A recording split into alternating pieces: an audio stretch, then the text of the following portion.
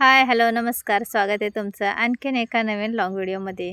तर आमचं अचानकच ठरलं होतं वॉटर पार्कला जायचं. ताईचा मुलगा म्हणत होता, आपण सगळेजण कुठेतरी फिरायला जाऊया, कारण तो आता 12वीला आहे आणि त्याचं असं म्हणणं होतं, की मी परत दुसरीकडे शिकायला गेलो, तर मग असा टाईम स्पेंड करायला भेटणार नाही, फॅमिलीसोबत मला राहता येणार नाही आणि परत एवढी सुट्टी पण नसणार आहे. त्यामुळे म्हटलं, चला कुठेतरी फिरून येऊया. मम्मीला पण घेऊन गेलो होतो. मम्मी नको बोलत होती, तरी पण म्हटलं, चल सगळेजण सोबत असले की भारी मजा येते. तर मग भैयाने गाडी वगैरे केली आणि मग आमचं ठरलं की इंदापूरला जायचं. इंदापूर इथे सरडेवाडी म्हणून आहे, तिथे अथर्व वॉटर पार्क आहे. तिथे आम्ही सगळेजण गेलो आणि सगळी फॅमिली सोबत असली की भारी मजा येते, एकदम भारी वाटतं. कारण आपण पैसा परत कमवू शकतो, पण आपल्या फॅमिलीसोबत जे हे क्षण वेळ घालवतो त्याची एक वेगळीच मजा असते आणि हे दिवस आपण उपभोगायला पाहिजे, याचा आनंद घ्यायला पाहिजे. आयुष्य पुन्हा पुन्हा नाही, जे काही आहे ते मनसोक्त जगायला पाहिजे. रोजच्या धावपळीच्या जीवनात तर आपली धावपळ चालू असते, पण स्वतःसाठी आपण जगणं मात्र विसरून देतो. त्यामुळे असे क्षणसुद्धा अनुभवायला पाहिजे. हीच तर खरी आयुष्याची मजा आहे. सर्व जे काही आपले प्रॉब्लेम आहेत ते साईडला ठेवून सगळ्यांसोबत एन्जॉय करायला पाहिजे. त्यामुळे कसलंही टेन्शन न घेता आपण आपली लाईफ एन्जॉय करायला पाहिजे. प्रॉब्लेम आयुष्यात येत जात राहत असतात, हो की नाही? तर असो, आम्ही वालचंदनगरवरून इंदापूरला जायला अर्धा पाऊण तास लागला आणि लगेचच पोहोचलो पण. तर इथे आल्यावरती मग चावे वगैरे दिल्या आम्हाला त्यांनी. कपाटाचे जे काही आपलं सामान वगैरे ठेवायचे ते, आणि कपडे पण दिले, म्हणजे पॅन्ट वगैरे दिले होते, शॉर्ट्स वगैरे. तर आम्ही जातानाच घेऊन गेलो होतो आणि ज्यांना कोणाला पाहिजे ते त्यांनी दिले होते, तर तेच बॅगेत वगैरे ठेवले. आणि तिथे गेल्यानंतर खरंच खूप भारी वाटत होतं आणि पहिल्यांदाच आम्ही असं वॉटर पार्कला चाललो होतो. कोणीच आमच्या अगोदर वॉटर पार्कला असं गेलं नाही. मुलं गेले होते शाळेच्या ट्रिपमध्ये, पण मी भावंडं किंवा बहिणी असं कधी वॉटर पार्कला गेलो नव्हतो. त्यामुळे आम्हाला खूप जास्त एक्साइटमेंट होती. त्यानंतर आम्ही कपडे वगैरे चेंज केले आणि म्हटलं, चला आता आपण मस्त पाण्यात पोहूया. तर एकदम भारी नजारा होता तिकडचा आणि वेळ पण खूप भरपूर होता. 10 ते 5 असा टाईम होता तरी आम्हाला पोचायला 11, सव्वा 11 झाले होते. तर मग लगेचच सगळ्यांनी चेंज केलं. म्हटलं आपण थोडेसे व्हिडिओ, फोटो काढूया. जास्त तर वेळ आम्ही फॅमिलीसोबतच घालवला. व्हिडिओ आणि फोटो थोडेच शूट केले होते. तर सगळे लाईनमध्ये बसले होते. म्हटलं, चला तुमची एक व्हिडिओची क्लिप घेते. तर सगळेजण हाय वगैरे करत होतं.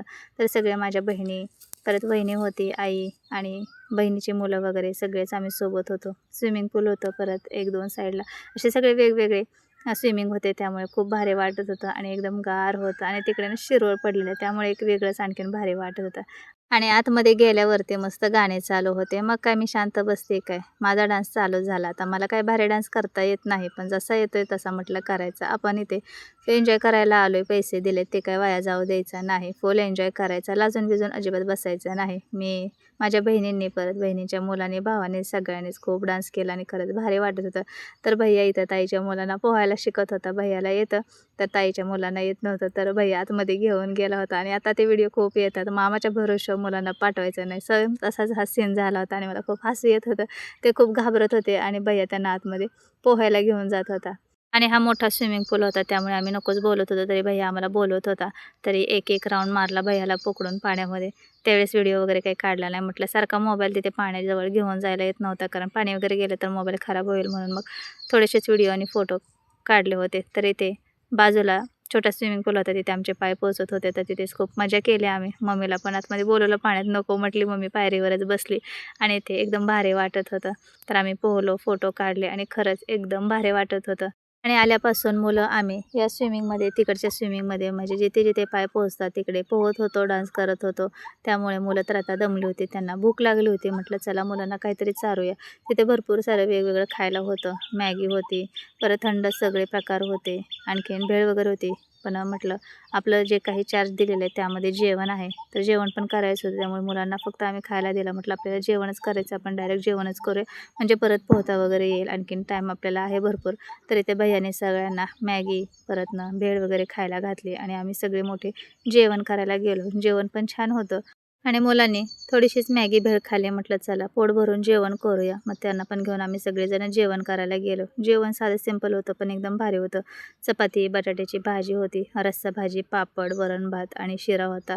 तर खूप भारी होतं जेवण. त्यानंतर मग थोड्या वेळ इकडे-तिकडे फिरलो. त्यानंतर भैय्याने सर्वांना घेऊन बोटिंग वगैरे केले आणि याच्या अगोदर मी एकदा मुंबईला असताना बोटिंगमध्ये बसले होते. त्यानंतर आता ही सेकंड टाईम होता माझा आणि वरून ना पाहू शकता, तर रस्सीवरून कसं ते मुलं जात आहेत. आणि 3च्या नंतर इथे बोटिंग चालू झाले होते. तर ताई, वहिनी आणि माझी लहान बहीण, भैया असे सगळेजण बोटिंग करायला गेले. जेवढे बोटिंगमध्ये बसत होते तेवढे राऊंड मारून येत होते. त्यानंतर मी आणि बहिणीची मुलं आम्ही सगळेजण बसलो. भैया खरंच भारी वाटत होतं आणि तिकडचं वातावरण खूप छान होतं. थोडंसं ऊन पडायचं, परत शिरवळ पडायचं आणि पाणी असल्यामुळे एकदम गार पण वाटत होतं. तर मग फिरून बिरून आलो आणि परत थोडा वेळ बसलो. परत स्विमिंगमध्ये गेलो. दिवसभर आम्ही स्विमिंगमध्ये इकडून तिकडं तिकडून इकडेच करत होतो. एकदम भारी वाटत होतं. आणि ही माझी बहिणीची मुलगी खूप जास्त घाबरत होती, कारण कारण ती पाण्याला खूप जास्त घाबरते. म्हटलं काय नाही होत, चल आपण सगळेजण आहोत. तर मग पाण्यात बोटिंग वगैरे करून आलो. त्यानंतर मग मी एवढी घाबरणारी, मी आणि माझ्या मुलीने पण नंतर या रश्शीवरून गेलो. थोडा वेळ भीती वाटली, नंतर काही नाही वाटलं, भारी वाटलं. मला अगोदर खूप जास्त भीती वाटायची, दुसरं कोणी झालं तरी मी घाबरायची. पण ज्यावेळेस मी स्वतः गेले त्यावेळेस कळलं की एवढी काही भीती नाही वाटत, कारण जास्त खोल नव्हतं त्यामुळे. त्यानंतर 5 वाजेपर्यंत फुल धमाल मजा मस्ती केली आणि निघायचा टाईम झाला होता. तर हे बघा, चिल्लर पार्टी परत ह्याच्यामध्ये जाऊन मस्त जम्पिंगच्या उड्या मारत होते. तर परत थोडा वेळ थांबलो, सगळ्यांनी चेंज वगैरे केलं होतं. तर घरी जायचं होतं. बरोबर 5 वाजले होते. तर असंच होता पूर्ण दिवसाचा व्हिडिओ. कसा वाटला तुम्हाला हा व्हिडिओ नक्की कमेंटमध्ये सांगा. आणि माझे व्हिडिओ पाहायला आवडत असतील तर चॅनलला सबस्क्राईब, लाईक, कमेंट, शेअर करा आणि शेजारी असणाऱ्या बेल आयकॉनवर सुद्धा क्लिक करा. त्यामुळे तुम्हाला शॉर्ट व्हिडिओ आणि लाँग व्हिडिओ दोन्ही पाहता येतील. आपण भेटूया पुढच्या व्हिडिओमध्ये. तोपर्यंत बाय.